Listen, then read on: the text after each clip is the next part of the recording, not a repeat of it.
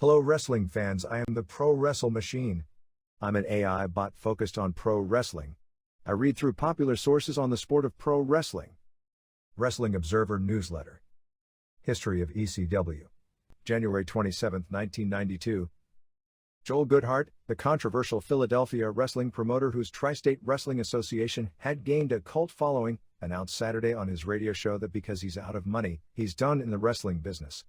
Besides the TWA, which promoted quarterly bloodbaths in Philadelphia's Pennsylvania Hall that were probably the most talked about and well-attended independent shows in the country, with 2 shows drawing better than $30,000 houses, along with independents in the Delaware Valley area that weren't nearly as well attended. That also means the end of Goodhart's radio show on VIP in Philadelphia, his Squared Circle fan club which had luncheons with many of the top-name wrestlers, and his Ringmasters Wrestling School in Philadelphia.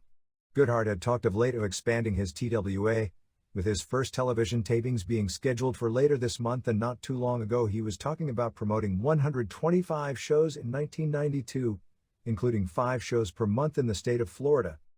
Goodhart's bankruptcy announcement came just 1 week before a scheduled big show in Philadelphia, which insiders had known was falling apart. In recent weeks, Goodhart's deal with Joe Daigo, which had him get 1 New Japan match on each of his big shows, fell apart because Daigo was tired of Goodhart not returning his calls. In addition, the Buddy Rogers vs. Buddy Landell match had fallen apart even before Goodhart's announcement. Rogers had decided to pull out of the show because Goodhart never returned phone calls and was going to make the announcement publicly over the weekend. The other headline match, Dan Crawford and Doug Furness vs. Steve Williams and Terry Gordy, was also exceedingly doubtful because, you got it, none of the 4 had any phone calls returned. Goodhart's shows were the favorite of some hardcores, with FMW like bloodbaths up and down the show and brawling all over the building, the most memorable probably being the series of matches between Eddie Gilbert and Cactus Jack in 1991. The Gilbert-Jack series finished 3rd in the Wrestling Observer Feud of the Year balloting, see page 2, a somewhat incredible accomplishment for a group without television. However, unlike Memphis, which occasionally promoted matches of that type, and FMW in Japan, which does on a nightly basis but limits the craziness to the main event, or the top 2 matches on the show as to not burn the audience out early, Goodhart would have matches like that from the bottom to the top of major shows that generally exceeded 3 hours in duration. The common complaint was that he burned the audience out with the blood and brawling in the stands, and by the time the main event came on, the audience had nothing left and the main eventers had nothing left to show the crowd that they hadn't seen. While those shows made some feel they were the best shows in North America, others felt they couldn't sustain themselves working in that matter over the long run with the overuse of blood and would eventually spell the group's demise. While this probably had little to do with the success or failure of the promotion, Goodhart's bombastic radio and in-person personality also rubbed a lot of people the wrong way. In truth, Goodhart's fatal mistake was simply he put together an operation that needed consistent money to sustain itself and wasn't able to generate that kind of money. Even on his biggest houses, there is question whether or not the shows were even profitable, since he paid so many big guarantees to load up the shows and had large expenses for flying so many wrestlers in. The independent promoters who have been able to survive these times, where it's difficult to draw the live shows because of so much free television wrestling in WWF, and to a lesser extent WCW, with the notoriety of having all the big names, making everything else seem Bush League in comparison, generally have brought in 1, or maybe 2 matches with recognizable name talent to draw some fans and filled out the shows with local wrestlers who work cheap and have no transportation expenses associated with them. In that way, the top match, or top 2 matches, will hopefully bring some fans in, while expenses are kept down. In flying in an entire crew and paying big money for several matches deep on the show, you are still only going to draw basically the same crowd that is willing to attend non-Major League Wrestling, but your expenses have gone through the roof. There were many who questioned all along whether or not there were enough hardcore blood and guts freaks to support a promotion with that philosophy over the long haul, because a promotion like that turns off a great percentage of potential fans. But to his defense, a group that a casual fan sees as Bush League needs to find a niche, rather than just deliver straight live wrestling, which in and of itself is going through tough economic times because of so much free on television. I don't believe Goodhart's demise would be fair to blame on the failure of that style of wrestling, although that style by its very excesses is going to only have a limited audience, as much as an inability for non-WWF wrestling in this country to draw big enough money live to support flying in star-studded lineups. In addition to his expenses of running live shows, Goodhart also had to pay for his weekly slot on WIP radio, $800 per week. Just a few weeks back, the show didn't air with rumors going around that he was running low on money, although Goodhart was back on a week later and claimed the show was off because he had the flu. Goodhart has left behind a lot of customers who had already purchased 1992 season tickets for his quarterly big shows, and there was reportedly a sizable advance for this coming weekend shows.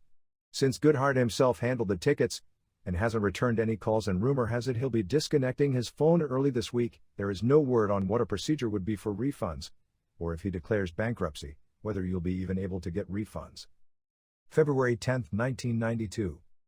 Todd Gordon, who worked as a financial partner with Joel Goodhart, is going to start up a group called Eastern Championship Wrestling and use a lot of Goodhart's local wrestlers like J.T. Smith, D.C., Drake, Larry Winters, etc. March 9, 1992. February 25 in Philadelphia at the Original Sports Bar saw J.T. Smith and D.C. Drake, DDQ Larry Winters, and Johnny Hot Body. Ivan Koloff did a job for Tony Stetson. Promoter Todd Gordon announced Kevin Sullivan, Eddie Gilbert, One Man Gang and Neidhart as coming in for future cards. April 6, 1992. Eastern Championship Wrestling on March 24 at the Sports Bar in Philadelphia included J.T. Smith and D.C. Drake beating Larry Winters and Johnny Hot Body in what was said to have been a super match, with Drake turning heel on Smith and they left Smith, 3 refs, the ring announcer, a female ring attendant, and a fan laying in the ring. When the carnage was over, Glenn Osborne threw fire to beat Jimmy Jannetty, and Ivan Koloff beat Tony Stetson in a chain match. Jimmy Snuka appears on April 25 and April 26 for this group. April 27, 1992. Todd Gordon, Philadelphia indie promoter, and Bob Smith of Pro Wrestling Illustrated start a 30-minute weekly television wrestling talk show on WACB Channel 7 in Philadelphia at 9 a.m. every Saturday starting May 2. May 4, 1992. Todd Gordon's Eastern Championship Wrestling on April 25 in Tabor, Pennsylvania before 425 fans as Wildman Balomo, Salvatore Balomo, won a battle royal. Jimmy Snuka won another battle royal. Mr. Sandman pinned Tony Stetson due to outside interference of Vivacious Furnoka. Pit Bulls beat Johnny Hot Body and Jeff Royal when Hot Body walked out on his partner. The finale was a match of the 2 battle royal winners to determine the first ECW champion, which was won by Snuka. April 26 at Center City Sports Bar in Philadelphia drew 320 as Hot Body won the title from Snuka due to interference of Larry Winters. Wildman Balomo beat Jimmy Jannetty. Stetson pinned Sandman in a bloodfest, and main event saw H.T. Ryder and the Super Destroyers DDQ Pit Bulls and J.T. Smith. Next show is May 19th with Smith vs. D.C. Drake, Pit Bulls vs. Super Destroyers, Hot Body vs. Sandman, and Jim Neidhart vs. Balomo. Joel Goodhart sent a form letter out to all his former wrestling customers advertising his new insurance and investments business. May 18, 1992. The Philadelphia Daily News ran a column about Joel Goodhart last week. It was a very good story and seemed very factual, with Goodhart explaining his problem, which is what everyone said all along, was that he was trying to put on cards that he wanted to see and thus overbooked talent and kept deficit spending. He claimed to have lost $130,000 in the 2+ years he was promoting wrestling, $95,000 of which was his own money. June 1, 1992. Tatsumi Fujinami appeared May 25 in Philadelphia at the Sports Bar before about 200 fans for an afternoon show. Fujinami was sitting in the bar in street clothes and was challenged by the bouncer, Chris Duffy, and he jumped into the ring and beat him in 122 with the Dragon Sleeper. Also, Sandman double count out J.T. Smith, Max Thrasher, and Glenn Osborne won a tag match. Tony Stetson beat Metal Maniac via DQ. Johnny Hot Body kept the ECW title, beating Jimmy Jannetty, and Larry Winters beat King Kala, but after the match Sandman and Hot Body attacked Winters, who did a stretcher job. ECW ran a show in the same location on May 19 as Winters beat Thrasher. Stetson beat Metal Maniac via DQ. Hot Body beat Sandman when Peaches, Sandman's former manager, tripped him. Peaches blamed Vivacious Veronica for what happened, and Sandman believed her and suplexed Veronica, knocking her out, and Winters came to Veronica's aid, and Hot Body bloodied Winters with his title belt. Smith to Jannetty in a face versus face match. Sal Balomo beat Jim Neidhart via count out when Neidhart was chasing manager Stevie Wonderful. June 23 we'll have Hot Body and Sandman and Don E. Allen, and Peaches versus Winters and Stetson and Veronica. Balomo versus Neidhart with Wonderful handcuffed by Crybaby Waldo, and a tag team tournament to crown ECW tag champs. July 6, 1992.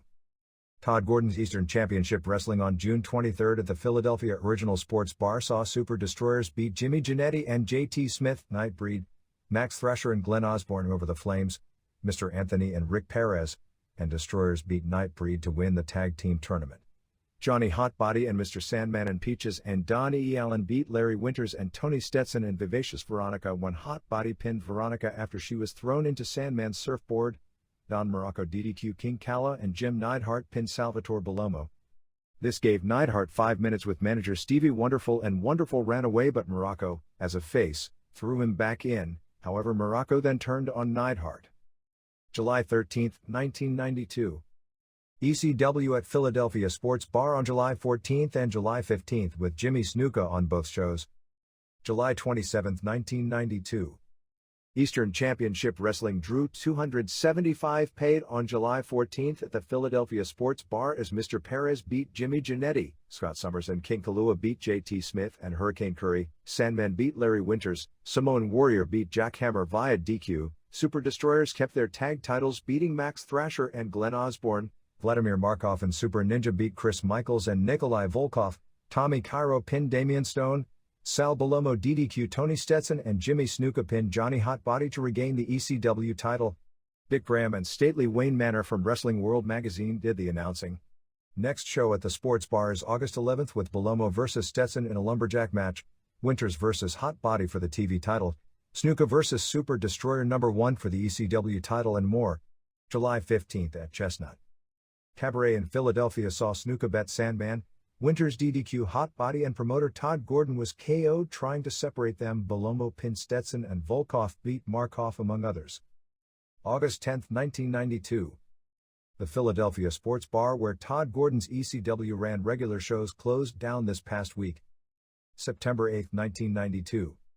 ECW at Aztec Club in Philadelphia on September 12 with Jimmy Snuka vs. Super Destroyer No. 1 and September 30th at Chestnut Cabaret in Philadelphia with a TV title tournament plus Snuka vs. Don Morocco. September 21, 1992. Fans who purchased advanced tickets to Joel Goodhart's wrestling shows before Goodhart went out of business only received 30 cents on the dollar in reimbursement. This was because there was $30,000 in ticket stubs returned to the commission and just a $10,000 bond required by the Pennsylvania State Commission. Promoters like Goodhart and Herb Abrams seem to make a strong argument that some performance bond and regulation is needed. September 28, 1992. Todd Gordon's ECW is running a card October 24th afternoon, day before Havoc, at the Cabaret in Philadelphia with Don Morocco on top. Upcoming shows are September 30th at the Cabaret with Morocco vs. Jimmy Snuka plus Terry Taylor on the card, October 2nd in Kensington Youth Center in Philadelphia with Snuka vs. Ivan Koloff, Morocco vs. Nikolai Volkov plus Taylor, October 3rd at Tabor Youth Center in Philadelphia with Morocco vs. Snuka, Volkov, Taylor and more. October 12, 1992. Don Morocco won the ECW title from Jimmy Snuka on September 30th in Philadelphia. The group ran a special stipulation match on October 2nd with Tony Stetson vs. Terry Taylor. If Stetson lost, he had to retire. If Taylor lost, manager Stevie Wonderful had to retire. If Stetson's manager, Johnny Hotbody, turned on Stetson, then Hotbody had to retire. Finish saw Wonderful argue with Taylor and shove him, and Taylor just laid in the ring and let Stetson pin him.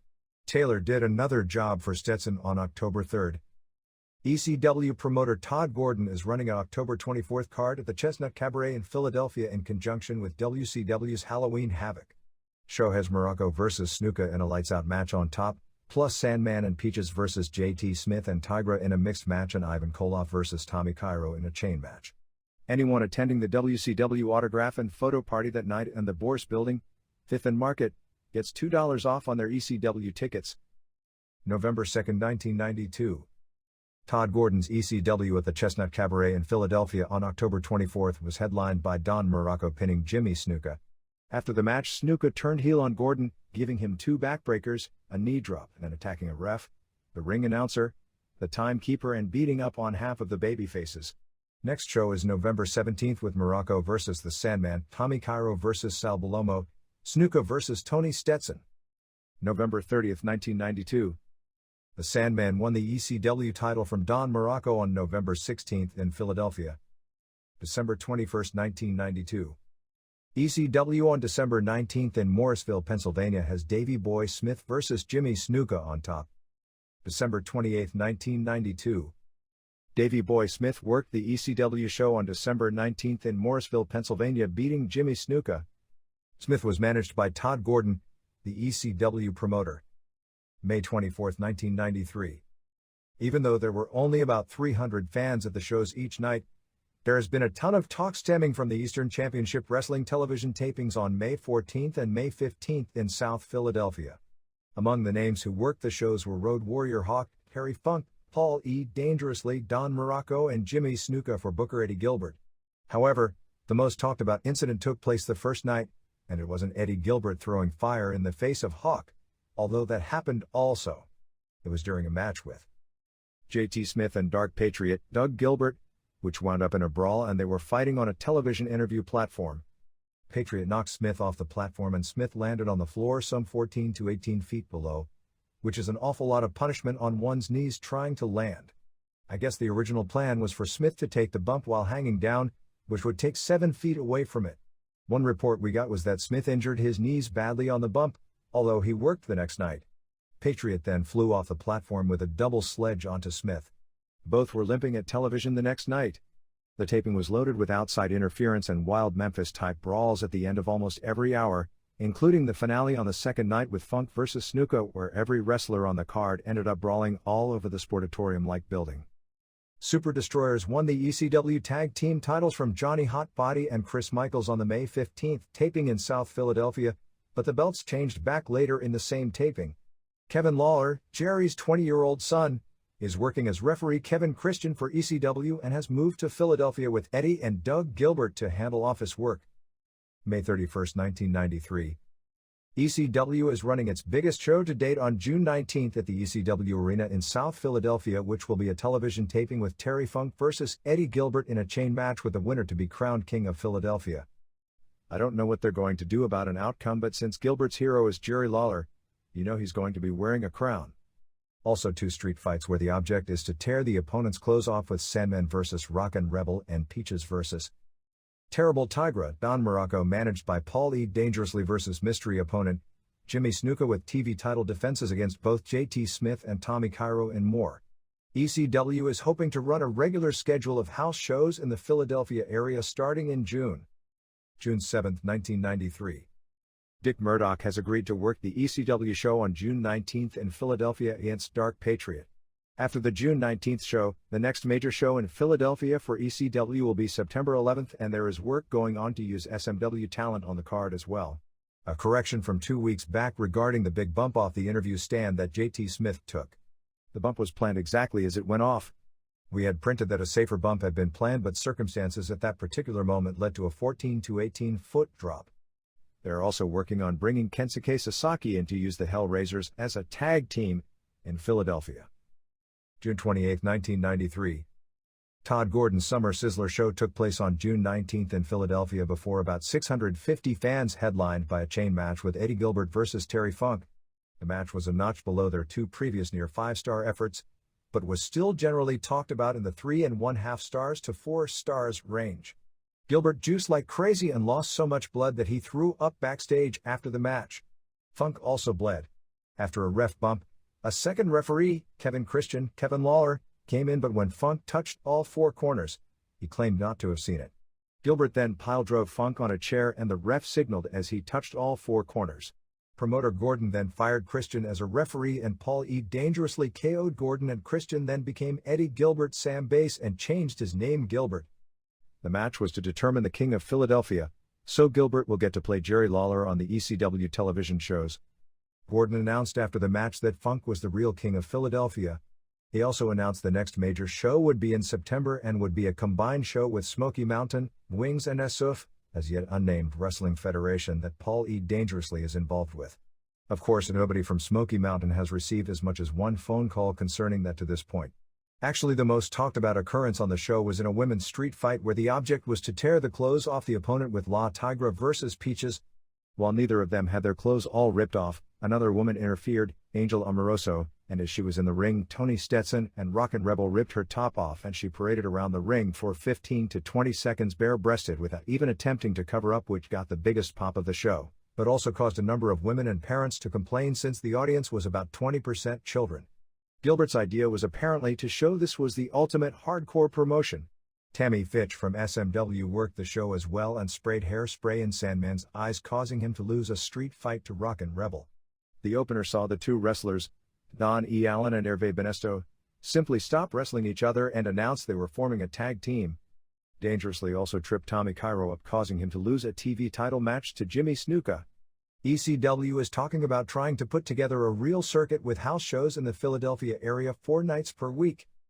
July 5, 1993. The ECW show on June 19 in Philadelphia, headlined by Eddie Gilbert vs. Terry Funk, drew a $10,500 house, which is more than most WCW houses have done of late and rivals some of the smaller town WWF gates as well. Lots of complaints continued last week regarding the leaving of the woman bare-breasted in the ring, including promoter Todd Gordon denying knowledge of it beforehand and decrying the incident, saying that his wife and kids were watching the show as well. July 12, 1993. ECW announced television tapings on August 7 and August 8 in Philadelphia with Hawk, Stan Hansen, Paul E. Dangerously, Jimmy Snuka, Don Morocco, and they are negotiating with wrestlers from Wings to appear. Not sure about Hawk since that's part of the 1 week in Sumo Hall, and I was under the impression Hawk was booked for the entire week, but maybe just the first few days. July 19, 1993. Shane Douglas headed to ECW at the August 8 television tapings. Todd Gordon is handling all independent bookings for Eddie Gilbert, and anyone wishing to book Gilbert for dates can call Gordon at 215-923-1443. July 26, 1993. Eddie Gilbert is now 49% owner of ECW after a deal was closed with majority owner Todd Gordon this past week.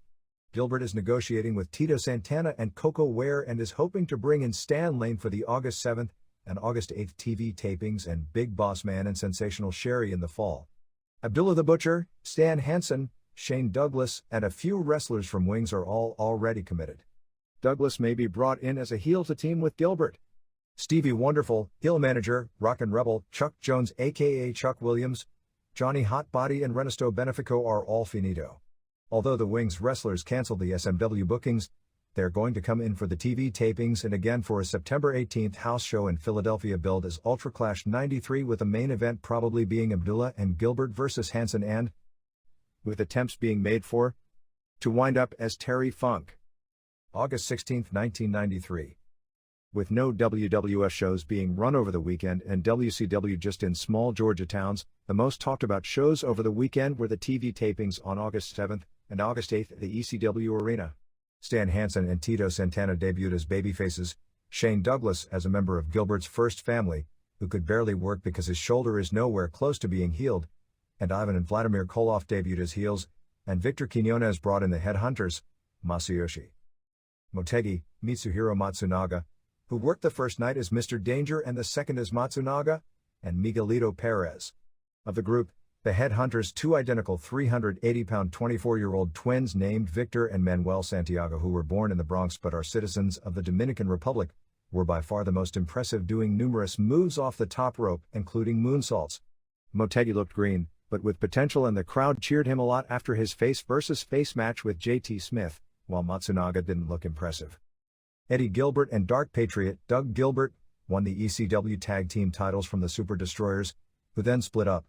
On the ECW television show that aired this past weekend, they aired 10 minutes of Wings highlight footage from 1992, including when Mr. Pogo blew the fire out of his mouth onto Matsunaga's head and some of the barbed wire baseball bat bloodbaths. The hottest angle of the weekend involved Eddie Gilbert's first family, which included Paul E. Dangerously. They were all out when Eddie revealed that Freddie Gilbert wasn't really his little brother, but was actually Kevin Lawler, the son of Jerry Lawler.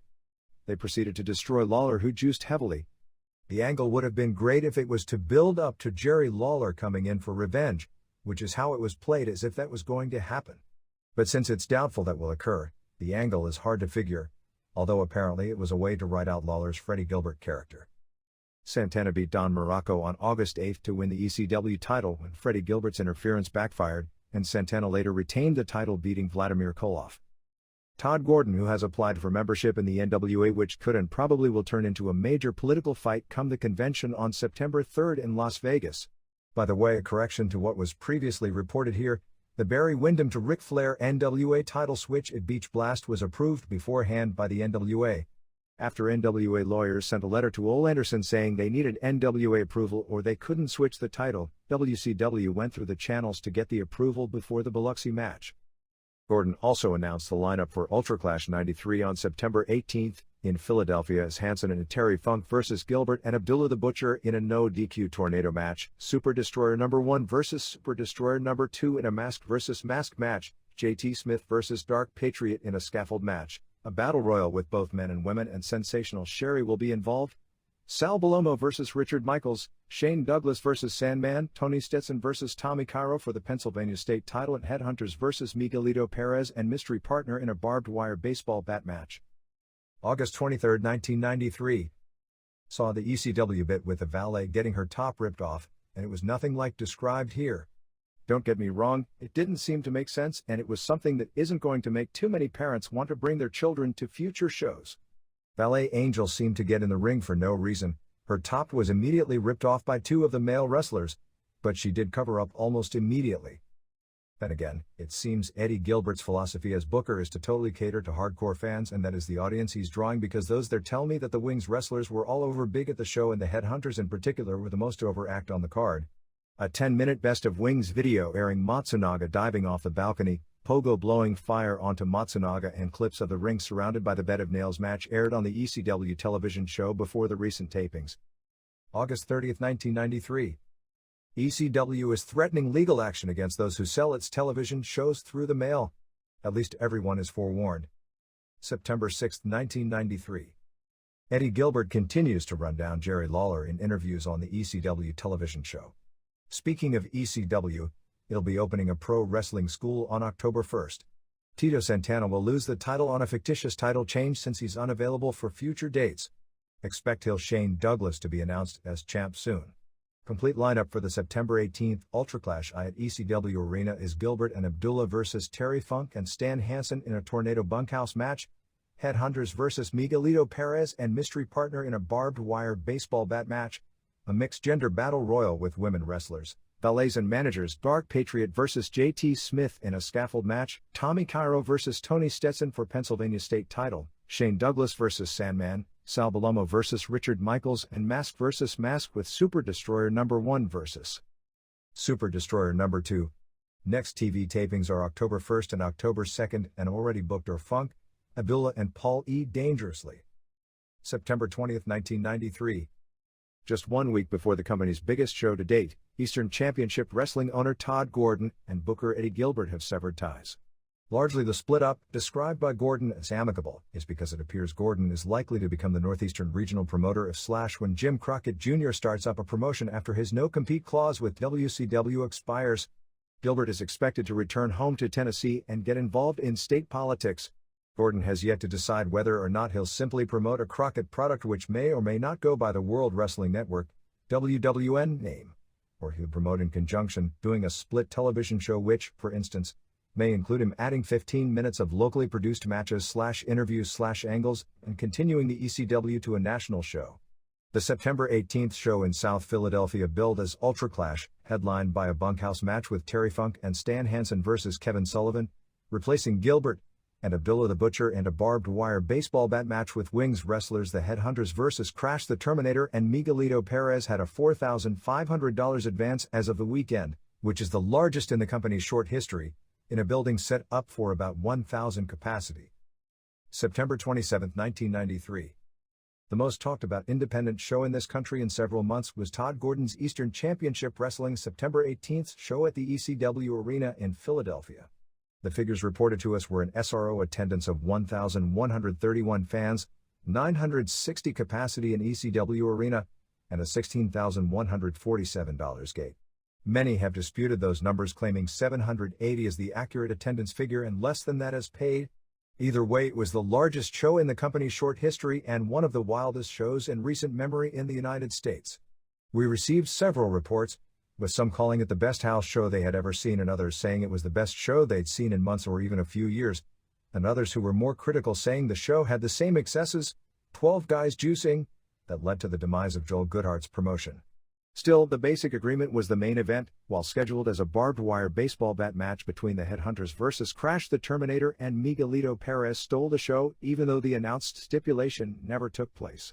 It was announced there would be no barbed wire baseball bat match due to the commission stopping the match, but they did have a baseball bat that was used throughout the match, just without any barbed wire wrapped around it. I believe actually nobody brought the barbed wire, although all four wrestlers were willing to do the match. The two teams brawled for 8:38, pounding on each other with the bat and brawling all over the building. The highlight of the match with quadruple juice came when Perez whipped one of the headhunters into the wall of the building and drywall flew everywhere and a big crack broke in the wall. A second whip into the wall saw the headhunter go right through the wall into the street. Finish came when Crash, 280+, missed a moonsault and one of the hunters, 380-ish, hit a perfect moonsault for the pin. We had ratings varying from 3 3/4 stars to 5 stars on the match. The semifinal was a bunkhouse match with Terry Funk and Stan Hansen versus Kevin Sullivan and Abdullah the Butcher, which ended with a DQ finish when Eddie Gilbert attacked Funk, even though it was a no DQ match. Everyone but Hansen juiced in this match, which was rated 3 stars to 4 stars, with many crediting it largely to Funk's antics. After the match, Gilbert, who had been dumped as Booker 2 weeks before the show, new Booker as Paul Heyman/Dangerously, did a speech that nobody knew he was going to do, turning himself babyface, saying how much he loved Philadelphia, and telling fans to continue to support the promotion and saying that it was simply that he and Todd Gordon couldn't come to a new contractual agreement. Earlier in the show, Gordon announced that ECW would be a part of the NWA. The same night in Elizabeth, New Jersey, Larry Sharp and Dennis Coraluzzo promoted what was reported to us as the largest independent gate for American-style pro wrestling in this country. Several independently promoted lucha libre shows in Los Angeles in 1992 drew gates between $50,000 and $100,000. In recent memory, with 1,860 fans paying $38,950 for a show headlined by Big Boss Man vs. Dick Murdoch. If that figure is correct, the show would have been the largest gate in the country that night. WCW's house show in Kings Mountain, North Carolina drew $8,000. WWF's house show in Florence, South Carolina drew about $32,000. The show was a charity benefit show for Make-A-Wish, and due to the 400-member-strong Elizabeth Police Department hawking tickets, included 347 ringside seats. Sold for $50 apiece to local businesses as a donation.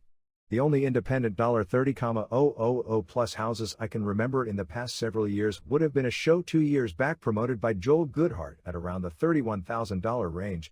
Besides what was already covered, the ECW show in Philadelphia on September 18th included Ted Petty and Johnny Rotten debut as heel tag team Public Enemy. Super Destroyer No. 1 beat Super Destroyer No. 2 in a mask vs. mask match. After the match, No. 1 bragged he was the only masked guy left in the promotion when Dark Patriot came out and gave him 2 stuffed pile drivers on a chair. Dark Patriot beat JT Smith in a scaffold match when Smith took a bump off a 12 to 15-foot high scaffold. As scaffold matches go, this was said to have been very good. ECW will be running shows at the ECW Arena in South Philadelphia on October 1st and October 2nd, billed as NWA Blood Feast 93. They are advertising 5 events, but not saying which events will take place on which nights. The idea behind it is to get people to buy tickets for both shows, although boy has that idea gotten a lot of complaints voiced to me from fans. Anyway, the 5 events are Jimmy Snuka versus Terry Funk in a cage match for the TV title, and if Funk doesn't win, he never gets another title match for any ECW title. Headhunters versus Public Enemy in a cage match with a baseball bat on a pole. Sabu versus Dark Patriot. Kevin Sullivan versus Abdullah the Butcher, who were teammates on the weekend show. And a fall swimwear fashion show, which is a new way of saying bikini contest, with Angel Woman and La Tigra. ECW is also opening up a wrestling school on October 3rd. October 11th, 1993. The weekend television tapings on October 1st and October 2nd in South Philadelphia drew about 250 and 400 respectively, with Sabu coming out of it as the star of both shows and the promotion. Sabu debuted the first night beating Tasmaniac. He chased fans all over the building and was so scary that supposedly some of the children attending had nightmares about him. He did a moonsault off the top rope and landed on chairs in the front row and was chasing fans and throwing chairs all over the building. Then he put a table into the ring and started coming off the top rope with moonsaults on it until the table broke. There are guys who do high-risk moves, and there are guys who do insane moves and are going to be injured very badly before their careers last too long. Cactus Jack was the guy most would associate with the latter category, but Sabu is in another league from even Cactus Jack. For those who like his work, my advice is to enjoy it while you can, because he's not going to be able to physically continue doing the things he does for a long period of time. He showed up the second night strapped to a horizontal stretcher with chains and when let loose, did a Hannibal Lecter gimmick. On the second night, Paul E. dangerously brought out ECW champ Shane Douglas and wound up getting into an argument with Sensational Sherry, and Sabu got involved. The idea was to keep Douglas and Sherry a heel combination, but make sure Sabu, who everyone wanted to cheer, would stay heel by making Dangerously his manager. Told everyone cheered Sabu anyway, as he won the title with a moonsault in the middle. They announced a November 13th show at the ECW arena and brought out Sabu and Terry Funk and said that he could pick any partner of their choosing for the match. Sabu picked Hawk, but before Funk could pick a partner, he was attacked. The November 13th date is right in the middle of the WCW tapings in Orlando, which Hawk was originally booked for, but apparently he gave the okay that he'd be in Philadelphia for the show. Funk turned heel during the 2 days. First, as a face, he won the TV title from Jimmy Snuka in a cage match on October 1st, but started a subtle turn afterwards. On October 2nd, he came out with JT Smith as a protege. In the first match, Fifth and Sandman challenged Johnny Hotbody and Tony Stetson for the ECW tag titles. Hotbody and Stetson came out as champs October 1 previous. Champs were Eddie Gilbert and Dark Patriot, neither of whom is still with the promotion. Sandman was pinned when Funk hit him with a chair. Later, when Smith challenged Douglas for the ECW title, Funk turned on Smith and cost him the match. The Headhunters and Miguelito Perez no-showed the second night. Crash the Terminator from Wings was there and scheduled to do a run-in against the Hunters, but when they no-showed, he had no role and never worked. Hunters were scheduled against Public Enemy, Ted Petty and Johnny Rotten, in a cage match, but with the Hunters not there they had a 3-team cage match with Public Enemy, Axel and Ian Rotten and Pat Tanaka and Paul Diamond, which Public Enemy won. Reports we got were the first night had so much blood, mayhem and chaos early that the crowd was burned out well before the main matches, which were Kevin Sullivan vs. Abdullah the Butcher double count out and Funk Snuka. The fall fashion show segment bombed. Second night was a much better show, including a Sullivan-Abdullah cage match which Sullivan won when Tasmaniac threw in a briefcase which Sullivan used and he managed to get out of the cage first. Jim Crockett was backstage at both shows, although nothing official as to when he'll be promoting his first television tapings or of any syndicated deals. November 8, 1993. The ECW November 13th lineup at the ECW Arena in South Philadelphia is scheduled as Terry Funk and a mystery partner against Hawk and Sabu, Medusa vs. Sherry Martel, Tommy Cairo vs. Kevin Sullivan in what is billed as a shooting-style match. Does that make the rest of the card working style? Mr. Hughes vs. Johnny Gunn, Sal Balomo vs. Rockin' Rebel in a chair fight. Each man gets a chair and they can use it until one man is left standing.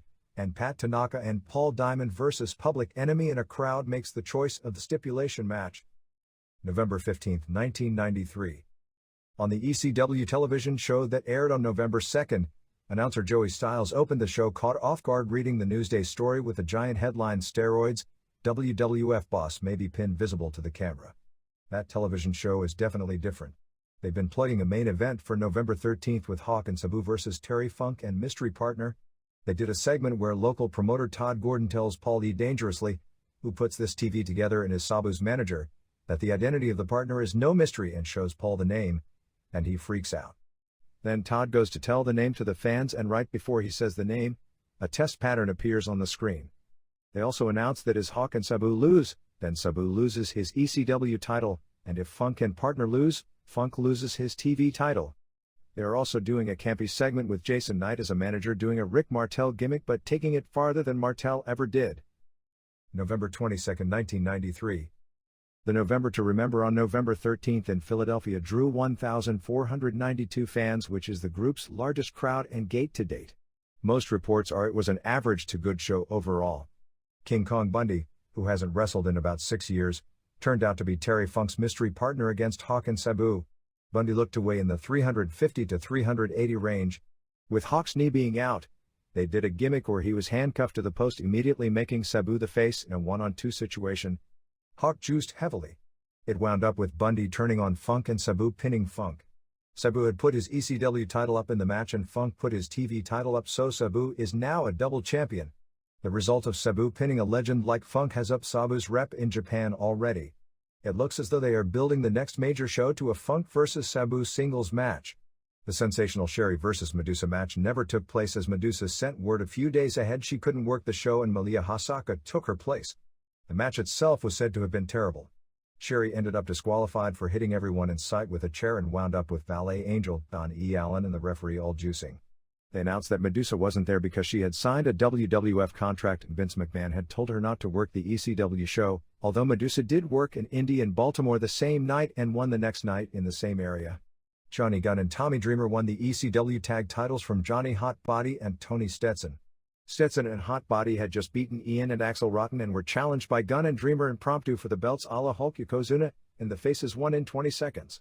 The shoot fight with Kevin Sullivan versus Tommy Cairo was a mess as they announced you couldn't win by pinfall, only knockout or submission, and Kevin won hitting Cairo with a chair and pinning him in 3 minutes of a match that included nothing of the shoot fight style.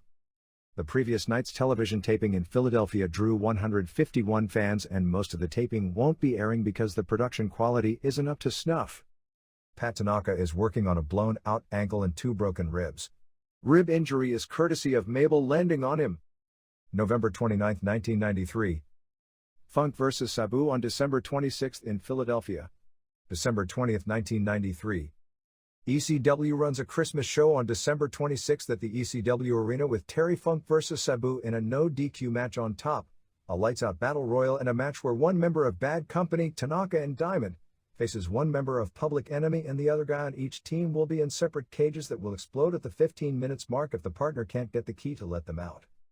January 3, 1994. We've received only sketchy reports of the ECW show on December 26 in Philadelphia, but the crowd was said to be the second largest ever, in the 1,200 range, which was a packed house, and Terry Funk beat Sabu in the main event. Most of the talk centered after about how upset everyone was with the FMW idea-like explosion. It turned out to be flares set off like in every major AAA ring entrance, and a tape played over the PA of an explosion, and people were said to be furious and chanting refund. Funk Sabu was said to be a very good match. January 10, 1994. Some notes on the December 26 ECW show in Philadelphia. Terry Funk's win over Sabu was for the ECW title, but not the TV title, which Sabu also holds. Mike Awesome Gladiator and FMW debuted on the show. Don't have any confirmation, but apparently they'll be doing a television taping sometime this week and another major show toward the end of the month.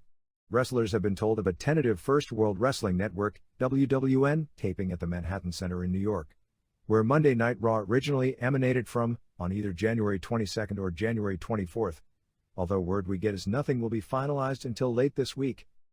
January 17, 1994.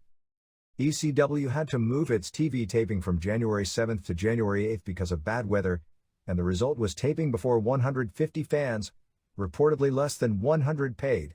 From all accounts, the highlight of the tape was a 45 minutes draw between Terry Funk, who won the ECW title from Sabu on December 26, and Shane Douglas. Pat Tanaka and Paul Diamond won a non-title match from ECW tag champs Kevin Sullivan and Tasmaniac. It appears the plan is to headline on February 5 with a triangular match with Funk, Douglas and Sabu, and one would figure a tag title match. While lots of people will criticize the triangular match concept, my feeling is there are 2 kinds of people in power positions in wrestling organizations, those that know it all and those who learn from what's going on in the wrestling world. In recent months in this country, the triangular deal was used twice in drawing positions in AAA and SMW. In SMW, 2 of the 3 shows drew above average with it on top, and with AAA, the show went through the roof. With that being the case, to dismiss the idea on the surface is either ignoring or being ignorant of your business. That isn't to say it'll work in Philadelphia, but as a concept it is worthy of an experiment. Having said that, based on what I've seen in Mexico, where those matches aren't that unusual, those matches usually are too unwieldy until one guy is eliminated and it comes down to a regular singles match. January 24, 1994. ECW on February 5 in Philadelphia has the triangular match with Sabu vs. Terry Funk vs. Shane Douglas, Kevin Sullivan and Tasmaniac defending the tag titles against Pat Tanaka and The Sheik, as in Ed Farhat and Sandman and Tommy Cairo vs. Rockin' Rebel and Pitbull in a double dog collar match. February 7, 1994. Got a chance to finally see the past several weeks of ECW television. The Terry Funk Shane Douglas 45 minutes draw was a very good match that didn't lag on television, even though it was old style, as in old style. First several minutes Funk had Douglas in a headlock, Douglas worked over Funk's arm, which Funk even juiced, seemingly forever, etc. It was much better than anything on recent WWF or WCW big shows, and even though the crowd was so tiny it looked like the smallest of minor league promotions, the match built and had excellent heat at the end. Funk vs. Sabu was completely different. A total creative brawl with insane bumps from both men. Even though this is like stating the obvious, Funk, who turns 50 this year, is still one of the 5 or 6 best workers in the country.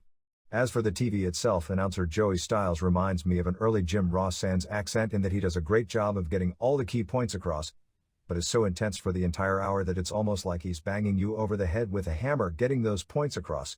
The interviews all have a Booker Paul E. dangerously blueprint on them, loaded with fake shoot references like Kevin Sullivan building up his tag match against Pat Tanaka, talking about how when he wrestled in Florida that Pat's father, the late Duke Kyomika, who was part owner of the Florida office, used to short guys on payoffs and never give accurate house figures, and Tanaka saying that when the Sheik, his partner, came to Florida years ago that Sullivan left the territory.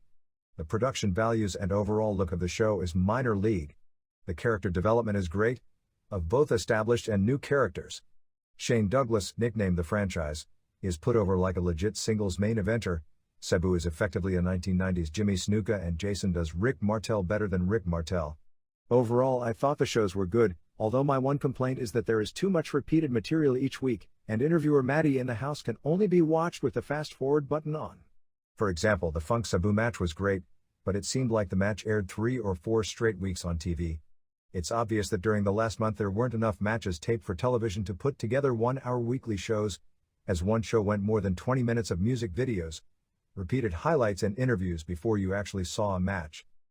February 14, 1994.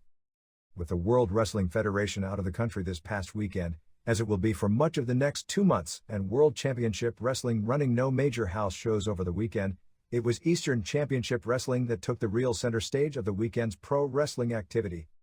The Philadelphia group put on what numerous readers called the best house show from any promotion in years in Philadelphia, and what seems to have been the most highly regarded house show in North America so far this year. That's a lot fainter praise than it sounds if you think about it. Selling out the small ECW arena, estimated crowd with sets of extra bleachers put into the building in excess of 1,300 tickets, $25 and $12, on February 5th for a triangular match with Sabu, Terry Funk and Shane Douglas, with Funk's ECW title at stake. The match went to a legitimate 60-minute draw with no falls taken and was rated between 3.5 stars and 5 stars by various readers. After momentary hesitation, the crowd gave the 3 men, all technically heels, a standing ovation for their performance, causing both Funk and Booker Paul E. dangerously to remark that they had finally reached the level of a Japanese audience. Douglas was actually the only one of the 3 to do the 60 minutes, as various angles created during the match took both Sabu and Funk out of the ring for various periods of time. Another match on the show pretty well universally given 4 stars plus was a brawl all over the building between the Public Enemy and Bruise Brothers, which saw Bruise Brothers pretty well destroy the arena before losing at the end, knocking down literally everyone, including several fans, and everything that got in their way. In addition, the Sheik, in his late 60s, wrestled his first match in the United States in several years, teaming with Pat Tanaka to beat Kevin Sullivan and Tasmaniac when Sheik threw a fireball at Tasmaniac. It appears, based on post-match interviews, that the next step is a March 5th show in the same building headlined by a Funk vs. Douglas I Quit match. Besides the February 5th show, ECW also held a television taping on February 4th before about 200 fans, all kids from the Variety Club, a local charity that promoter Todd Gordon works with, at the ECW arena. The highlight was the holding up of the tag team title. Kevin Sullivan and Tasmaniac, champs, were facing the Bruise Brothers, and they did a double pin finish. The Bruise Brothers grabbed the belt and went to leave with them, but were attacked by Sullivan and Tasmaniac with chairs. While the 4 brawled, Public Enemy came to ringside and left with the belts. This sets up the March 5th show with Bruise Brothers versus Public Enemy, and the winners then facing Sullivan and Tasmaniac, with the belts going to the winner of the second match. They also began to set up a feud with Sandman versus longtime ballet and real-life wife Peaches. Heel manager Jason threw something in Sandman's eyes, and he accidentally punched Peaches. In an interview taped later that will air in upcoming weeks, Sandman, who is a face, starts acting like a heel and talking about Peaches saying life's a bitch, and then you marry one, and saying that's what happens when a woman puts herself in a man's place. Actually, given the makeup of the ECW crowd, that'll probably turn him face. Mike Awesome was said to have gotten over huge at the card by giving the referee a powerbomb after he lost to JT Smith in a 2-minute match. Awesome, FMW Gladiator, who is about 6'4", 290, did an incredible top A to start the match. February 21, 1994. ECW is not on Channel America every Tuesday night, with a show 1 week behind the show that airs on Philadelphia cable. The USWA show that formerly aired on Tuesday nights has been moved to Fridays. February 28, 1994. The next ECW lineup is March 5th in Philadelphia at the ECW Arena with Terry Funk vs. Shane Douglas in a taped fist match. Road Warrior Hawk vs. Mr. Hughes. Public Enemy vs. Bruise Brothers with falls counting anywhere, and the winning team faces Kevin Sullivan and Tasmaniac for the held-up ECW tag titles. Sabu vs. Mike Awesome, FMW Gladiator, for the ECW TV title, and Jimmy Snuka vs. Tommy Dreamer. Paul E. Dangerously is still handling the booking for Todd Gordon, although there may be problems in the future since Dangerously is going to work for Crockett full-time when WWN gets going, which is expected to be imminently, and wants Gordon to be part of WWN, but Gordon seems to want to promote shows independently on his own rather than be part of a larger promotion. March 7, 1994. For those of you who are tape collectors and haven't seen these items, they are must-sees. 1. The December 10th All Japan Women's House Show featuring the Tag Tourney Finals, Akira Hokuto and Manami Toyota vs. Toshio Yamada and Kyoko Inoue, which are two different matches on the same card, both about 16 minutes in length and each rated 5 stars. Either match is a Match of the Year candidate, and together they really need to be seen. 2. The ECW interview segment with Terry Funk and Shane Douglas that aired on February 8. Funk is great as expected, but Douglas' performance was even better than Funk's.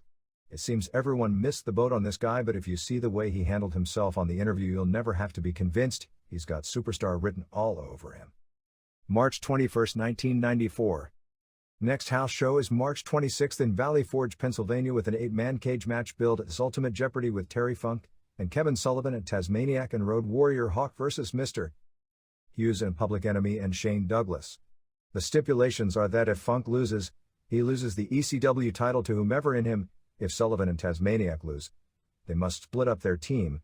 If Hawk loses, he can no longer ever wrestle with the Road Warrior gimmick. Fat chance that's going to happen. If Hughes loses, then Jason must go into the cage for 5 minutes alone against all 4 members of the other team. If Public Enemy loses, they lose the ECW tag titles, which they won on February 6 from Sullivan and Tasmaniac, and have to leave town, and if Douglas loses, he gets his head shaved. Also at the March 6 tapings, the ECW TV title changed hands twice, with Sabu losing to Tasmaniac, who then lost it to JT Smith. Apparently this happened more because Sabu refused to drop the strap to Smith, but was willing to put over Tasmaniac, so in getting it to where he wanted it, Booker Paul Heyman had to add another title change. The March 5th house show at ECW Arena drew another sellout of 1,400, headlined by a taped fist match where Terry Funk kept the ECW title, beating Shane Douglas in 22:46 in a match rated between 2 3/4 stars and 4 3/4 stars, depending upon who you talk to, with most around 4 stars. Bruise Brothers lost via DQ in a tag title challenge to Sullivan and Tasmaniac when Public Enemy attacked both teams with boards. In the TV title match, Sabu pinned Mike Awesome. At one point Sabu had Awesome on a ringside table, and then climbed to the top rope to moonsault him, but he undershot and crashed onto the floor. No matter, Sabu still got up, and when 911 attacked Awesome and laid him out on the table, Sabu this time gave him a flying splash off the top rope onto the table and threw Awesome into the ring for the pin. Awesome attacked the ref afterwards. April 4, 1994. 3 shows over the weekend which were largely described as way below par. The March 26th Valley Forge, Pennsylvania show, which drew about 700, featured Little Underneath, although Peaches and Sandman continued their breakup, with an 8-man War Games-style cage match with numerous stipulations, with Mr. Hughes and Shane Douglas and Public Enemy over Terry Funk and Road Warrior Hawk and Kevin Sullivan and Tasmaniac, rated 3 1/2 stars in the match nobody could afford to lose. It wound up with everyone climbing out of the cage. Isn't the whole idea of cage matches to avoid this? And brawling all over the place, with Sherry Martel involved, leaving Funk in with both Douglas and Hughes. They double-teamed Funk, and Douglas pulled out a plastic bag and suffocated Funk, a la Funk/Ric Flair in 1989 Clash, putting him out so Douglas could pin him and thus win the ECW title. The show that evening in Dover, Delaware was a little better quality, with Douglas retaining his title, losing via DQ to Funk before an estimated 430, and Hawk winning a battle royal.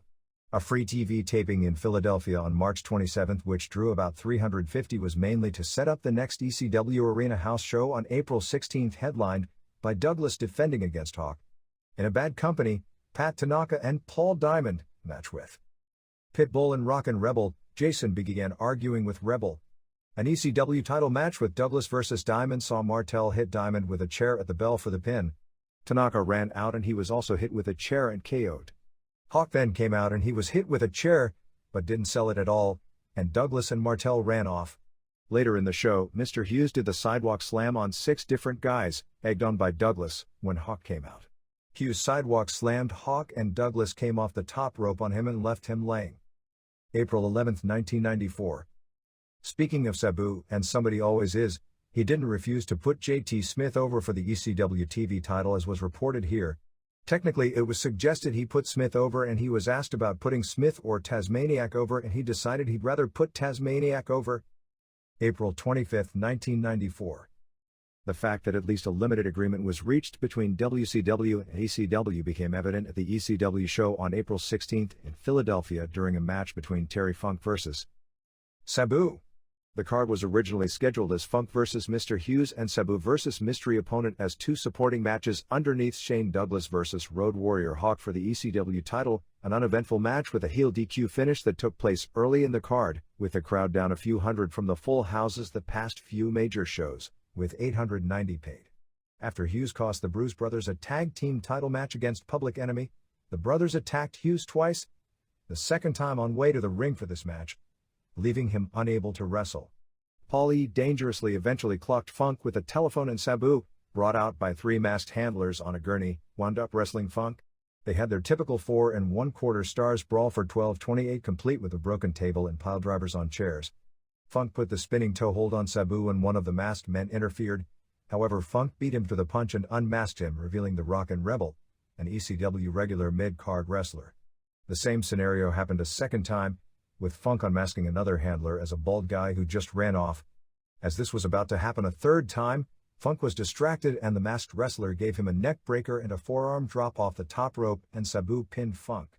At this point 911, a large monster-type undercard wrestler being groomed for a program with Hawk, blocked the face dressing room as Sabu, the masked man who dangerously unmasked as Bobby Eaton, and dangerously continued to attack Funk. When promoter Todd Gordon tried to interfere, he took his obligatory bump courtesy of Eaton and dangerously started pounding on him. Finally, Arnold Anderson came in and cleaned house to set up a May 14th show with Sabu and Eaton vs. Funk and Anderson. The story behind this is WCW wanted to work with ECW in the Northeast to aid in promoting Slamboree in Philadelphia, plus as a revenge against the WWF for aiding SMW for cards in Marietta, Georgia. Gary Juster, who has become Bischoff's right-hand man in many aspects, offered Gordon any wrestler and in return proposed a deal which included WCW getting 4 weeks of 1 ad per show for Slamboree on the ECW show, and an interview with Funk plugging his match with Tully Blanchard at Slamboree on the show. WCW offered to put some ECW wrestlers on its TBS shows for a few weeks to build up an ECW feud, but that proposal was turned down. Dangerously, who still has a lot of bad blood with the WCW hierarchy, in particular Bill Shaw and Bob Dway because of how his dismissal and post-dismissal legal action was handled, initially didn't want to make the deal, but asked for Steve Austin and Brian Pillman first, with Pillman to be Sabu's mystery opponent on the show. WCW turned down the request, not wanting either to be injured for Spring Stampede the next day, but did send Anderson and Eaton to the show to do an angle and several weeks' worth of interviews leading to the May 14th show. Gordon is also interested in booking Ric Flair and or Cactus Jack for future dates, although apparently nobody else has even been asked about. ECW is also planning on becoming a regular weekend promotion rather than a 1 show and 1 TV taping per month outfit, as starting in June the plan is to run shows every Friday and Saturday night throughout the Northeast, which would require getting television in numerous new markets. More notes from the April 16th ECW show in Philadelphia. Pitbull won the TV title from JT Smith. Smith came out on crutches and was then attacked by Public Enemy. He went on with his match anyway but was put in a submission and the ref stopped the match. Sandman and Tommy Cairo had a hot but short brawl when ref Sal Balomo counted fast on Sandman, who kept threatening him. Bruise Brothers vs. Public Enemy lumberjack match for the ECW tag title saw both members of Enemy bleed, but Hughes hit one of the Bruise Brothers with a chair, giving Enemy the win. Shane Douglas did an interview on the ECW TV that airs this week, sending Sherry Martel on vacation to explain her leaving for WCW. Douglas needs shoulder surgery at some point in the near future. May 2, 1994. ECW on May 14th in Philadelphia called When Worlds Collide with Sabu and Bobby Eaton vs. Terry Funk and Arnold Anderson plus a Singapore caning match. Loser to be whacked 6 times with a Singapore cane, actually a kendo stick, with Sandman and Woman vs. Tommy Cairo and Peaches and Pitbull defending ECW TV title against Tasmaniac. At this point, the ECW/WCW agreement is only for this show, and in return, ECW will plug the WCW pay-per-view show. Todd Gordon said he would be interested in doing future business with WCW, but since his booker Paul Heyman has a problem with it, he doesn't want to put Heyman in a position where he'd have a problem, so this may be as far as it goes. ECW is looking at running regular shows in Wildwood, New Jersey and Montgomeryville, Pennsylvania starting in June, and has Dennis Gallum headed to Florida to book a four-city Florida house show tour which is planned for the summer. The ECW TV show starts May 6 on the American Independent Cable Network. Kevin Sullivan will still work for this group when he doesn't have WCW commitments. They have also signed Sabu to an exclusive deal for the states of New York, New Jersey and Pennsylvania, which eliminates him from several indie groups he had been working with, and are working on getting Terry Funk for a similar agreement. May 16, 1994. Sabu suffered serious enough injuries in Japan that he missed his scheduled match in West Babylon, New York on May 7, although he appeared at the show with his hands in casts. He is expected to return to action this weekend, working May 14 in Philadelphia, teaming with Bobby Eaton vs. Arnold Anderson and Terry Funk on the ECW show, and the next night in Lincoln Park, Michigan, near Detroit, versus Funk for promoter Malcolm Monroe. Speaking of Funk, after his match with Chris Benoit a few weeks ago at Dennis Corraluzzo's show, Funk attacked Corraluzzo as part of an angle, but said how ECW, Corraluzzo's rival, was better than Corraluzzo's NWA.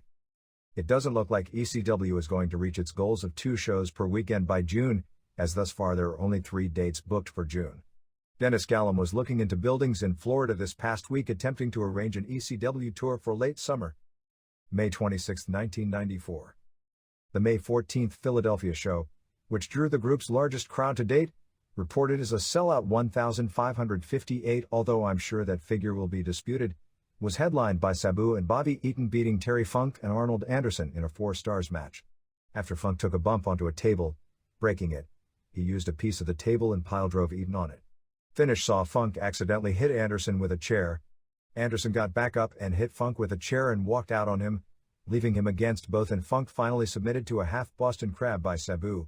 What was scheduled as an 8-man elimination match with the Bruise Brothers and Road Warrior Hawk and J.T. Smith versus Mr. Hughes and Public Enemy and Shane Douglas wound up as a 3-on-4 since Hawk failed to appear, reportedly because he blew out his knee. It wound up with the Bruise Brothers, Douglas and Hughes all brawling all over the building and getting counted out, leaving Smith against both members of Public Enemy, with Smith pinning each man. The Bruise Brothers knocked into and knocked down several fans in their brawl into the stands. The first of what will surely be many Singapore caning matches saw Peaches and Tommy Cairo beating Woman and Sandman. After Peaches pinned Sandman, her husband, after Cairo had KO'd him, Peaches pulled down Sandman's trunks and hit him 3 times with the kendo stick. Woman then threw salt in Peaches' eyes and Sandman gave Cairo a low blow, and Sandman destroyed both Peaches and Cairo with the kendo stick. At the TV tapings the night before, they did a gimmick where jobber Mikey Whipwreck won the TV title from Pitbull due to interference of Tasmaniac. Whipwreck then retained the title against top heels Kevin Sullivan, Mr. Hughes and Johnny Grunge, all via fluke DQ finishes. At the May 14th card, Whipwreck wrestled 911.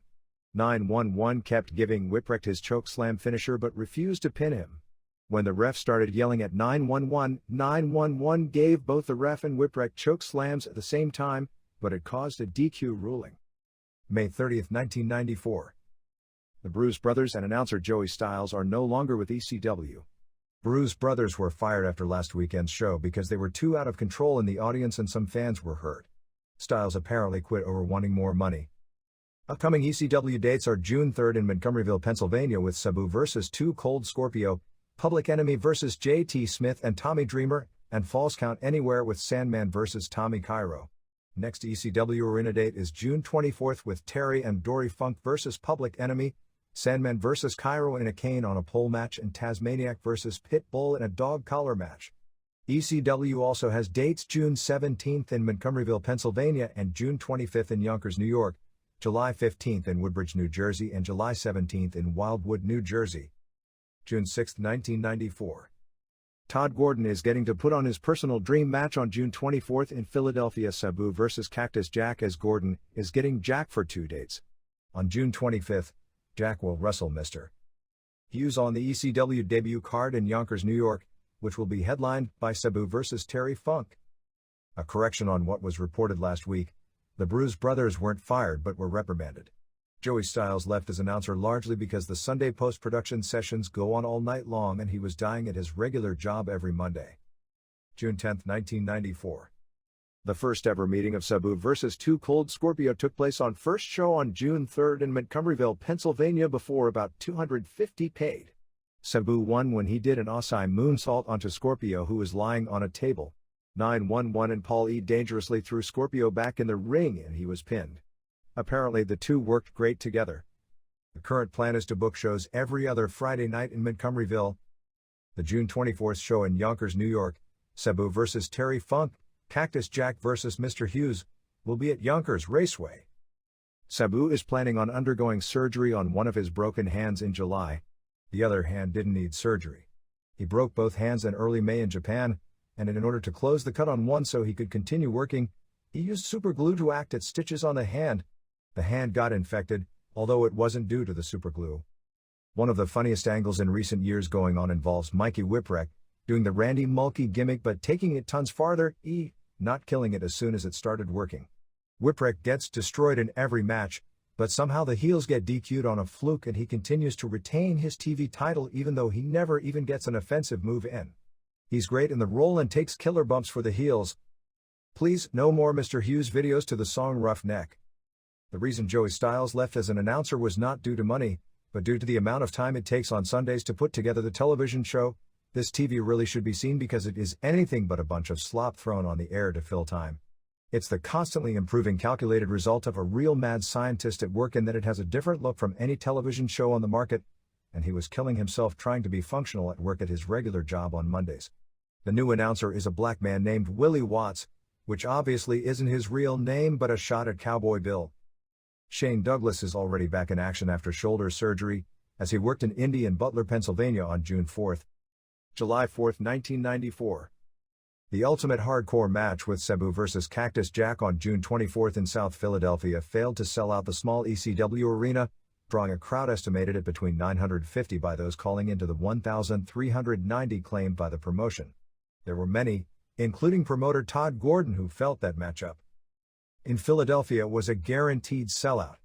All the regular excuses flew around about why the automatic sellout didn't: a baseball game in town, a Janet Jackson concert in town, summer and no AC in the building, etc. But Paul E. dangerously put it best after the show, saying it didn't sell out because they had overestimated the drawing power of the match. Opinions on the match and show overall varied, with several regulars being disappointed and others, who don't attend regularly, saying it was very good to great. We actually received numerous complaints about the constant run-ins and outside interference. Sabu vs. Jack garnered ratings between 2.75 stars and 4 stars. The consensus was it wasn't of the caliber of most of the recent ECW Philadelphia main events. Many said that all the brawling in the undercard, particularly in the Public Enemy vs. Funk Brothers match, burned the crowd out, so the two had a hard time getting heat. Sabu won the match due to interference from Paul E. dangerously, and after the match broke a beer bottle over Jack's head. Jack was legitimately injured in the match and appeared but couldn't wrestle on the June 25th show in Yonkers, New York. Next show at the ECW Arena in Philadelphia is July 16th with Shane Douglas defending ECW title against Sabu, Funk Brothers vs. Public Enemy in a barbed wire match, Tasmaniac and Mystery Partner vs. Pitbulls, 911 vs. Mr. Hughes and Mikey Whipwreck defending the TV title against Chad Austin. On June 24th, they had Don E. Allen vs. Chad Austin just starting out when 911 came out and choke-slammed both wrestlers and the referee.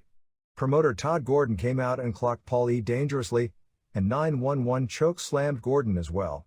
Tasmaniac beat Pitbull in a dog collar match, but after the match the second Pitbull jumped Taz and left him laying. The Sandman Tommy Cairo Singapore cane on a pole match ended when Sandman got a second cane from under the ring and used it, and both Woman and Peaches got involved at the end.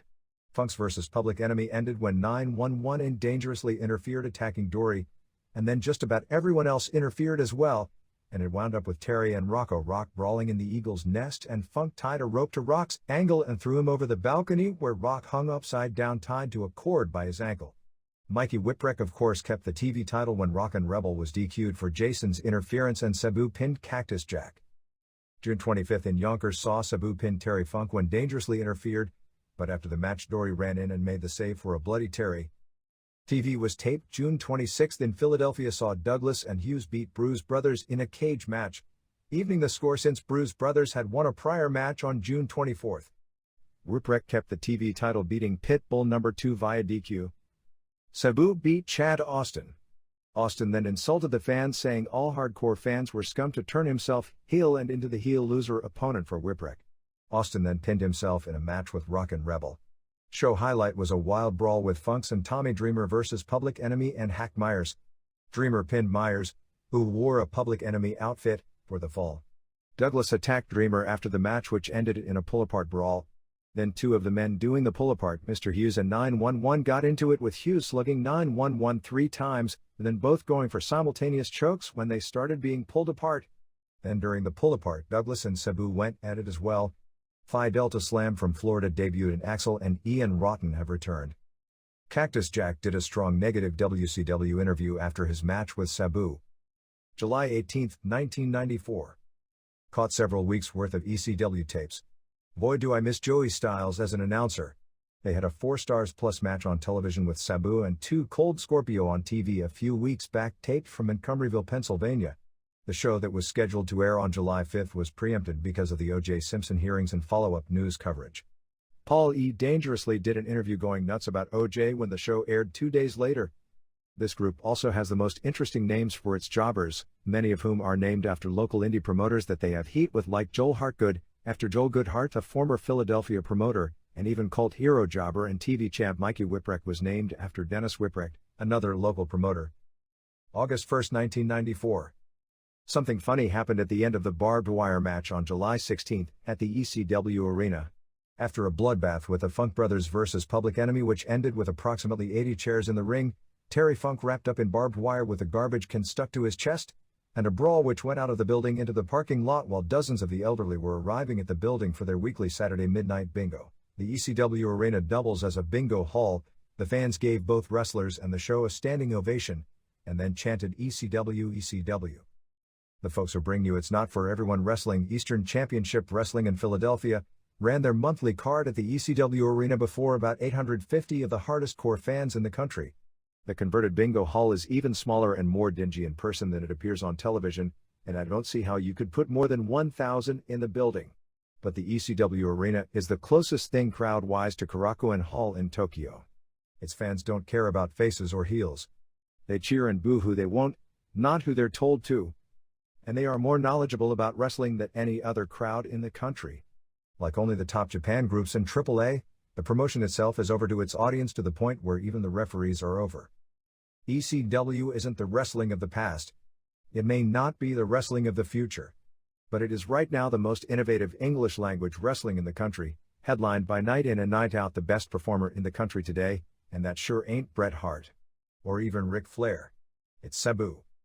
Sabu, who did a plancha into a Frankensteiner while doing a run-in earlier in the show, did his first stretcher job ever in Philadelphia against ECW champ Shane Douglas in the semifinal match. Sabu sat Douglas down in a chair outside the ring, then got in the ring and gave Douglas and the chair a top A. Douglas wound up still in one piece when it was over. The chair wasn't as lucky. There were the requisite broken tables from suplexes. There were old-style moves and new-style moves. Brutal chair shots. A cannonball dive by Sabu off the apron. It blew anything on the next night's pay-per-view show away, as did the show as a whole when compared with the WCW show in Orlando. And then, as they were going to the finish, all the power went off in the building. This was no angle. About a minute later, the power came on, and it didn't take them too long to regain the killed momentum. Sabu set up a table vertically and put Douglas standing by it. He then did an Osai moonsault, but Douglas moved and Sabu crashed into the table almost like moonsaulting into a wall. He was taken away on a stretcher after losing via countout. But not before local favorite 911 managed by choke slam Douglas, Mr. Hughes and Valet Angel, who must have jumped 6 feet in the air before taking the bump, to the biggest pops on the show. After taking literally forever to take the ropes down and do an FMW-style barbed wire match, it was up to the Funks and Public Enemy to follow. Barbed wire matches are traditionally awful. What can you do but bleed? Somehow this didn't fit the bill. All 4 bled like crazy, but it would have been every bit as great without it. After brawling in the crowd, using wire cutters to take one side of the wire down and wrapping Terry up in it, and brawling outside the building, came Terry grabbing a house mic and asking for a chair. It was raining chairs within seconds, much as the raining pillows after the Muto Vader match at the 1991 G1 Climax tournament match. This was a little too dangerous, however. The wrestlers were being blindsided with chairs left and right as fans were throwing every chair they could find into the ring. All it would take is one bad throw and someone in the audience getting hit the wrong way, and the promotion would be having too many problems. For all its positives, We're Not For Everyone could have been We're Not For Anyone with one fan who couldn't aim a chair hitting the wrong target. Somewhere amidst all this, Terry did a clean job, after which Dory destroyed the Public Enemy with one chair shot after another. Terry once again asked the fans to throw him a chair, and it was raining chairs again with chair shots galore. Finally, wrapped up in barbed wire, Terry left the ring with Dory while the Public Enemy was buried under a sea of furniture. When they finally got up, the fans, realizing the show was over, gave them, although it was really the show itself, a standing ovation. No, it's not for everyone. But for those who it is for, they give them a great show. ECW is expected to start on MSG Cable in September, which will lead to expanding into the New York market. Next major ECW show is August 13th with Mikey Whipwreck vs. Jason for the TV title, 911 vs. Mr. Hughes and Terry Funk vs. Cactus Jack. Jack is still under contract to WCW at that time, and word we get is they're cutting off working with ECW, so we'll have to wait for confirmation of the match. Even though Funk works with WCW, he's an independent and not under contract to them. They'll be holding a tournament to determine the NWA heavyweight champ, who will end up working for Crockett, on August 27th in Woodbridge, New Jersey. August 8, 1994. Next major show is August 13th at the ECW Arena in Philadelphia with Terry Funk vs. Cactus Jack, Sabu vs. Too Cold Scorpio, 911 vs. Mr. Hughes, Mikey Whipwreck defending the TV title against Jason, Public Enemy defending the tag titles against Axel and Ian Rotten, Sandman vs. Tommy Dreamer, and more. The NWA title tournament will be taking place August 27th in Philadelphia, moved from Woodbridge, New Jersey. No word on a talent list or if this tournament will have anything to do with NWA promoters elsewhere, including Jim Crockett. Joey Styles has been back as announcer the past few weeks. There has been a ton of heat from WCW about the television here, particularly interviews by Funk and Jack. Funk did an interview talking about wrestling in WCW but saying that he tells everyone, and gets a lot of flack for it, that ECW is where it's at. Jack's interview where he spat and threw down the WCW tag title belt got even more heat, particularly when he screeched that he isn't a family entertainer. Note to those in the WCW office, pro wrestling is a work.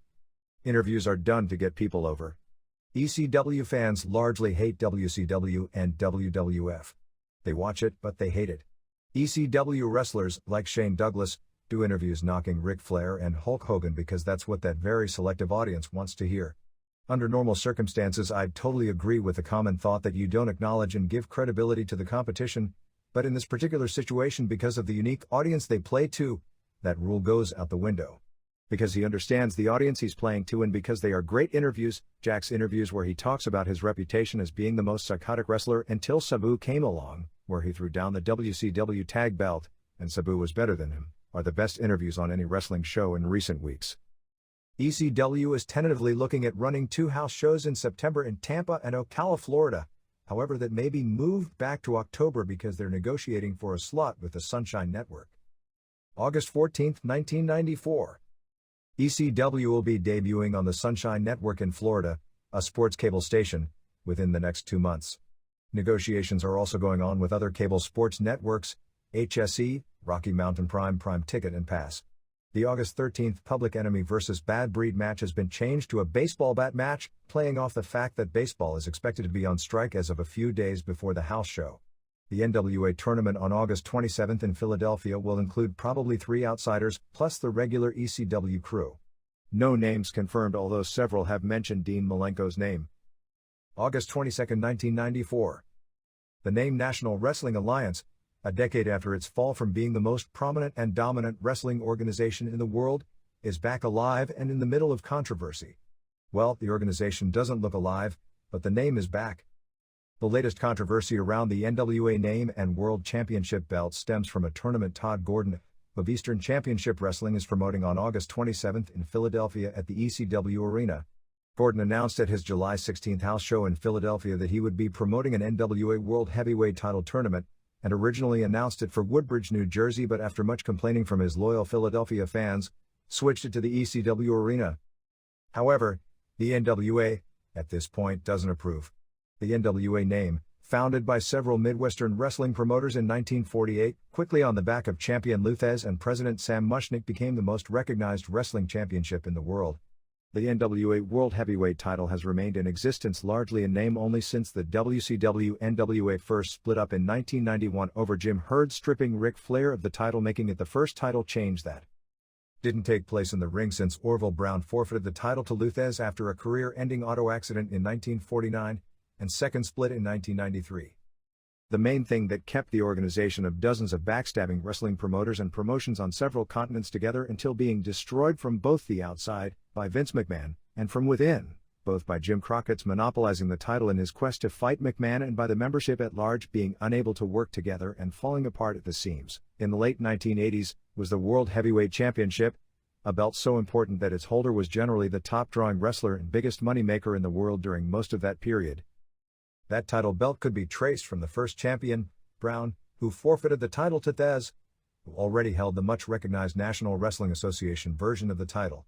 In gaining power throughout the world, Thesz and Mushnick proceeded to gobble up regional versions of the title in numerous parts of the country, although neither were totally successful in their goal of pro wrestling having just one recognized World Heavyweight Champion and the NWA completely controlling wrestling. None of that matters today except the name still exists in a legal fashion. The last champion and last controversy took place about 1 year ago. At the time, the NWA champion, one of two so-called world title belts recognized by WCW, was Ric Flair, who was scheduled to lose the title to Rick Rude at the Beach Blast pay-per-view. NWA bylaws stipulate that the title can only change hands when given approval from the NWA Board of Governors, which didn't want to go along with WCW's wishes in approving the change.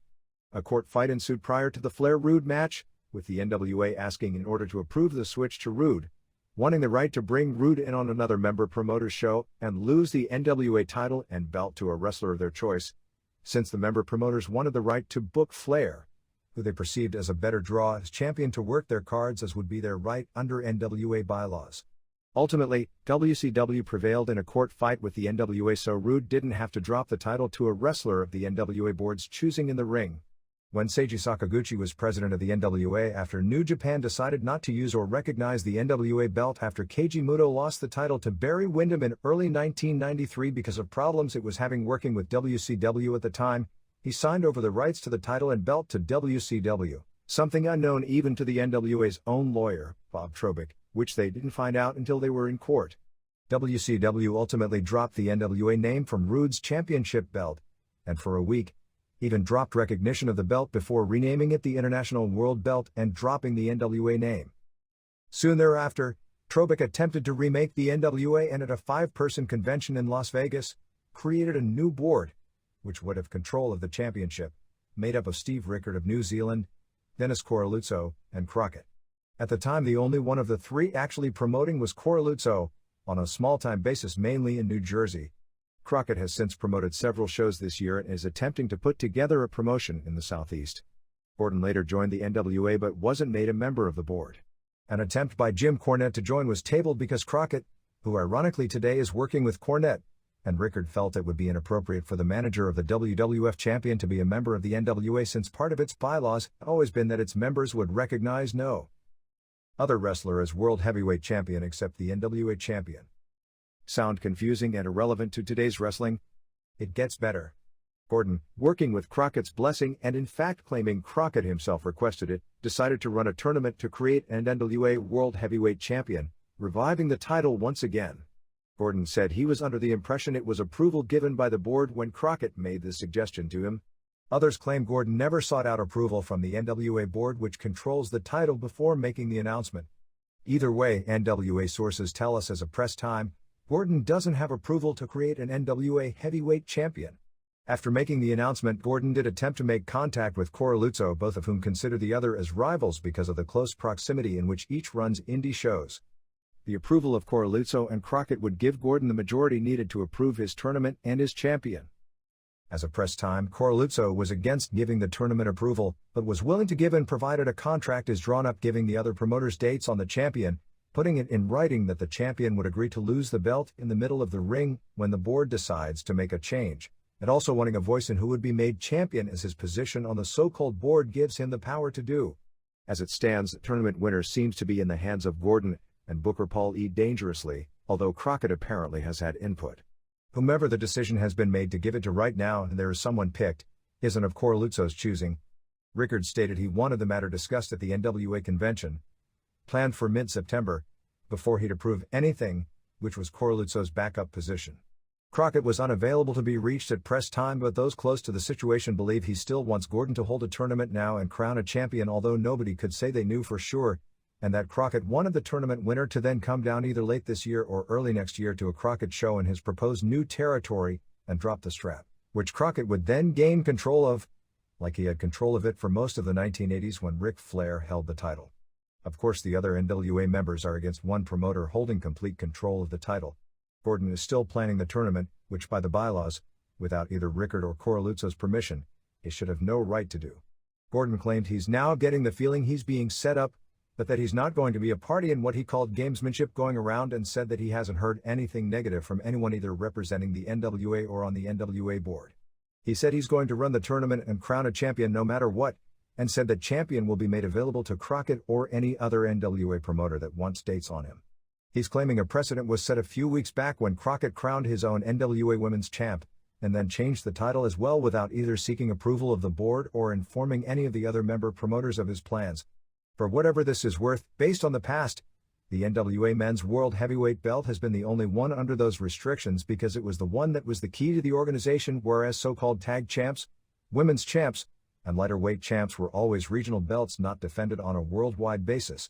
In fact, the middleweight and light heavyweight titles, which are still around with EMLL in Mexico, using the NWA name, have remained in existence, probably without the knowledge of whatever else consisted of the NWA. Gordon also noted that he's the only NWA-affiliated promoter that has a television show that is currently airing. So even if Gordon doesn't get approval before tournament time, he's already said he's going to run the tournament and use the name anyway. A 10-man single elimination tournament is at press time scheduled to include Shane Douglas, Too Cold Scorpio, Tasmaniac, 911, Dean Malenko, Chris Benoit, Osamu Nishimura, and 3 others to be announced, one of whom negotiations are going on to be Road Warrior Hawk, but he wasn't officially confirmed at press time. The NWA legally could attempt to get a restraining order against the tournament, and it is a trademark name. Gordon appears to be banking that this won't happen, and he's probably correct. The NWA board already owes $5,000 in legal fees from its losing case last year with WCW that it hasn't paid, and nobody seems to want to ante up the money to keep control of the name. By allowing the tournament to continue without approval and without a legal fight, the board is giving up its power over the name, and hence, years after it was the dominant name in wrestling, and after it truly no longer existed, the final burial of the NWA World Heavyweight Championship as it once existed is scheduled to take place at the tournament billed to be its resurrection.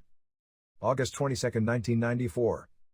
They had another Chair-A-Mania show on August 13 at the ECW Arena, which was jam-packed. Having been in that building, I don't see how any more than 950 could fit in there, although those reporting live said there were every bit of 950, if not substantially more.